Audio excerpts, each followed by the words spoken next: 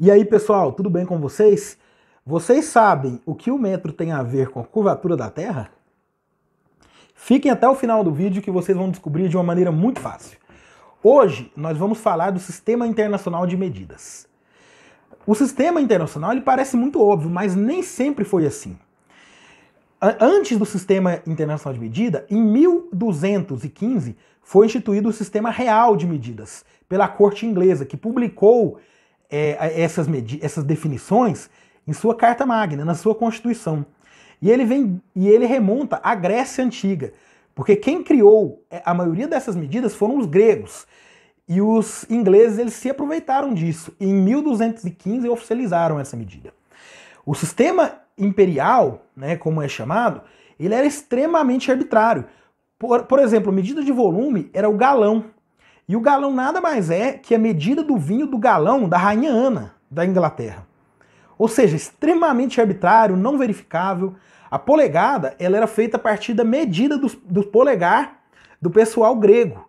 Eles fizeram uma média de diversos cidadãos e chegaram na medida da polegada, que hoje ela é tida como 2,54 centímetros aproximadamente. A jarda, também conhecido como braço, era a medida do braço do rei Henrique I, desde a ponta do polegar até o ombro. Isso era uma jarda, certo? Então era muito impreciso. O pé também era a medida do pé de um rei, que depois ficou estabelecido em uma estátua lá na Suméria, a estátua de Gudea, na cidade de Lagash. E ele não era um sistema decimal. Um pé, por exemplo, tinha 11,3 polegadas. Agora você imagina que dificuldade seria para você converter essas medidas de polegada para pé, de pé para jarda, sendo que uma jarda era aproximadamente 9 pés. Então era muito complicado. Eram medidas de reis, derivadas de reis de outros países. Então nem todo país imperial queria ter isso aí como medida oficial. Até que na Revolução Francesa começaram a idealizar a criação de um sistema de medidas que fosse universal, que fosse totalmente verificável em qualquer lugar do mundo e que fosse totalmente preciso, né? Antes disso, o matemático flamengo Simon Stevin, ele já tinha proposto que o mais lógico seria um sistema decimal, onde cada unidade de medida fosse multiplicada ou dividida por 10. Por exemplo, o decímetro, 10 centímetros. O metro, 10 decímetros. Então, um metro, 100 centímetros, sempre multiplicando por 10. Daí surgiu um sistema muito mais fácil de se converter que o sistema imperial. Vocês não concordam? Muito bem. Então, em 1881, surgiu o sistema centímetro segundo, que ele veio após um grande congresso que aconteceu na França, né, e ele definia o segundo e o centímetro como unidade fundamental. E propunha que o metro fosse uma subdivisão da circunferência da Terra. Como eu disse anteriormente, um metro ele corresponde a 1 dividido por 40 milhões da circunferência da Terra. É o mesmo que você pegar a distância do Polo Norte até o Equador e dividir por 10 milhões. Isso é um metro. E é exatamente por isso que em volta da Terra a gente tem uma circunferência de 40 mil quilômetros.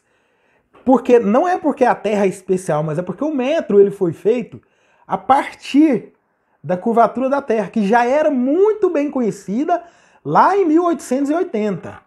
Certo? Então é muito interessante, não é mesmo? Um metro, então, ele é 1 sobre 10 milhões da distância do Polo Norte até o Equador, que é a mesma distância do Polo Sul até o Equador, certo? Repetindo aqui, é essa distância aqui, ó. Tá vendo? Essa distância aqui, se você dividir ela por 10 milhões, você obtém um metro. E a partir do metro, surgiram todos os outros, as outras unidades de medida do sistema internacional. Tudo começou lá na Revolução Francesa. Como eu já até disse em vídeos anteriores, que a Revolução Francesa ela foi um dos maiores marcos da história, pelo menos na minha opinião, e diversos historiadores dizem isso também.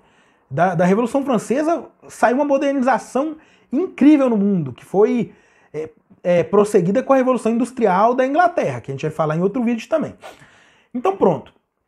A partir do metro, convencionou-se o litro. O litro, ele equivale a 1 decímetro cúbico, ou seja, 10 centímetros em cada aresta de um cubo. Dentro desse cubo, cabe 1 litro. E utilizando-se o litro, partimos para o quilograma, porque o quilograma equivale a 1 decímetro cúbico de água pura, água destilada, a temperatura de 4 graus Celsius. Por que 4 graus Celsius? Porque 4 graus Celsius é a densidade máxima da água. Se você aquecer a água, ela perde densidade, porque ela dilata. Porém, se você resfriar a água mais de 4 graus, ela já vai tender ao congelamento e começa a dilatar. Vocês já perceberam que o gelo boia na água. Então o gelo, ele é menos denso que a água. A água, então, ela tem uma densidade anômala. Se você aquecer ela a partir de 4 graus, ela expande, ela dilata. E se você resfriar ela abaixo de 4 graus, ela também dilata. Então a 4 graus é a densidade máxima e foi convencionado que 1 quilograma seria igual a 1 litro de água, ou seja, 1 decímetro cúbico, a exatos 4 graus Celsius. Então, isso aí é a massa da água, mas não é o peso da água. Da massa saiu o peso. O peso ele tem a ver com a gravidade. A sua massa pode ser, por exemplo, 60 quilos, mas o seu peso, embora popularmente falar, meu peso é 60 quilos, não. O seu peso ele é 60 quilogramas vezes a aceleração da gravidade, que aí a gente vai colocar em Newton, vai dar 600 Newton. Porém, no sistema internacional, é o quilograma força-metro. Cada quilograma de massa é 1 quilograma, equivale a 1 quilograma força-metro aqui na Terra. Porém, se você mudar a aceleração da gravidade, ele deixa de ser 1 quilograma força-metro. Por exemplo, 1 quilo de água lá na Lua, ele vai pesar menos, porque a gravidade lá vale menos. Certo? Então vocês conseguem perceber a relação da natureza e do planeta Terra com essas medidas? Elas são extremamente precisas. Qualquer um pode verificar. Então, em 1881, começou o sistema segundo centímetro. Porém, em 1960 é que foi convencionado internacionalmente pela IUPAC, o Sistema Internacional de Medidas. E o segundo, que já era uma medida antiga, que derivava da duração do dia, que era 1 dividido por 3.600 segundos, era o dia dividido em 3.600 frações. Ele foi estabelecido de uma forma mais precisa. O segundo, ele passou a ser definido como a duração de 9.901.633.770 períodos de radiação do átomo de Césio 133. Olha para você ver a precisão. Ao invés de dividir um dia por 3.600, você passou a dividir 3.600 vezes 24. 3.600 vezes 24. É a hora dividido por 3.600 que dá o segundo. Desculpem a errata do vídeo, eu não vou editar, porque meus vídeos são sem edição, mas eu errei. O segundo, ele tem, na verdade, 1 dividido por 3.600 vezes 24, a duração do dia. Tudo bem, isso aí tem a ver com a imprecisão, porque nem todos os dias tem a mesma duração, é por isso que a gente tem ano bissexto. Mas acontece que passaram a definir o segundo, então, como o número de ciclos de radiação do Césio, do átomo de Césio. E isso na comunidade científica foi uma grande revolução. E a partir daí eles decidiram também modificar o metro. O metro, ele passou a não ser mais vinculado com a circunferência da Terra. Porque, embora seja preciso, é difícil você verificar. Ninguém sai por aí medindo o globo terrestre, medindo quanto tem de curvatura na Terra. É muito difícil verificar. E eles definiram, então, que 1 metro ele fosse uma fração da velocidade da luz, que é outra constante da natureza. Então, em 1960, um metro passou a ser definido como 1 dividido por 299.792.458 partes da velocidade da luz, do que ela anda em 1 segundo. Você pega a velocidade da luz e vê a distância que ela percorre em 1 segundo, divide isso aí por 299.792.468 partes. Isso vai definir 1 metro. E também o segundo. Então eles conseguiram atrelar o metro ao segundo. Pode parecer difícil a verificação disso, mas em laboratório é muito fácil de ser verificado, no laboratório de física.